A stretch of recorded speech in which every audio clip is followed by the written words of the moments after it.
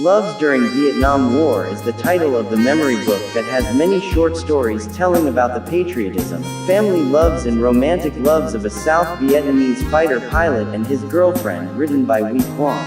A painful war.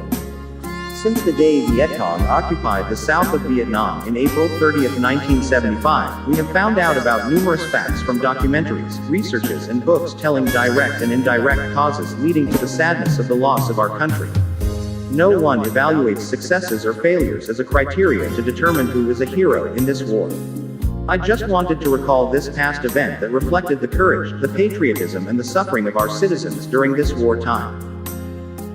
Being a fighter pilot in the south of Vietnam from 1969 to 1975, I had been given opportunities to accomplish many flight missions with seniors officers and fellow pilots to support numerous military operations of our troops. These flight missions covered a large area, from the southwest of Saigon City to the Cambodia border, from the northern of Saigon City to Phuong Duc Valley in Quang Nam County. People called our fighter pilots soldiers of God. This means they are sent by God as fighters to wherever He wants. Somehow they might be correct. As soon as we received orders from the Operations Command Center, we flied toward assigned coordinates and communicated with an air observer to pinpoint a target. Normally he shoot out a white smoke signal and a target would be adjusted from the position of that smoke on the ground. Our flight missions were assigned to destroy bridges in order to block any advance of enemies, to knock down anti-aircraft guns, drop bombs on Molotov convoys transporting enemies and weapons from the northern Vietnam to the southern Vietnam and to support our troops in combat. We always tried our best to achieve missions with good results. That required pilot skills. Bombings were affected by different factors such as the diving angles, wind directions and airspeeds.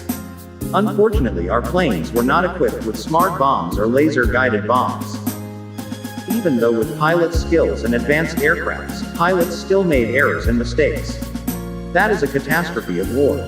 For instance, remembering the Battle of Ban Mi Thuot, I never forget about the following sad stories. In the early morning of March 10, 1975, as the Battle of Ban Mi Thuot has begun, one of my aunts who lived near an airport wanted to go to market to buy food for a large family of 10 children.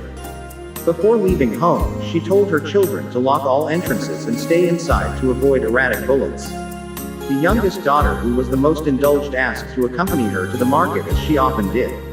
But her mother refused. About half an hour later, my aunt came back. Oh my God, her house was heavily damaged by a bomb that hit a target nearby while her children were waiting for her. Such was a tragedy. Her youngest daughter was dead. Many catastrophes like that had happened to my country. Since the city of Ban Mi Thuot was occupied by Viet Cong, we were anxiously waiting for our turn to take off to support our troops in combat. On March 13, 1975, at 12 o'clock noon, since we assumed that our morning mission had been cancelled, we got into a pickup truck to go out for lunch. Right after I started the engine, a duty officer ran toward me and informed that the Operation Command Center just called and said the city headquarters was in danger.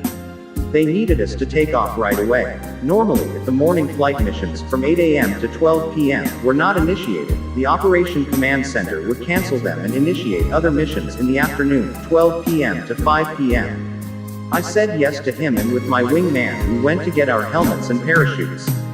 We took off, and after 20 minutes we were up in the sky of Ban Mi Thuot City. We had to wait for another flight team who had been engaging the enemies. The target was on the Thong Nhiat Avenue and was about 50 meters in front of the city military headquarters. A defending unit for this headquarters was commanded by a colonel who had the call name, Hong Ha Zulu. This place was being attacked by Viet Congs who were using a human wave attack combined with tanks and artilleries. Under this urgent situation, the troops inside the headquarters fought so hard to defend it within a perimeter of 50 meters. They had to accept all risks caused by any mistake of close air support. While we were waiting in holding pattern for our turn, we were cheerful and felt encouraged when we heard that another flight team hit several enemy tanks that exploded into flames. Suddenly, during the third round of engagement, a wingman reported to his flight leader that his bombs got stuck. The leader ordered his wingman to turn on all switches to release 2 last bombs on the final round and then rejoin the formation. Unfortunately, those 2 bombs were dropped over the headquarters roof. All working wireless communications were suddenly silenced after that. The history showed that every war caused numerous catastrophes. human beings were destroyed by killing between themselves. The third world countries lost their right to make their own determinations. They were relied on dominant countries. Hopefully in the future, leaders of all countries in the world will considerately resolve their individualism based on peace so that humanity will not suffer by wars. Written by Huy Quang.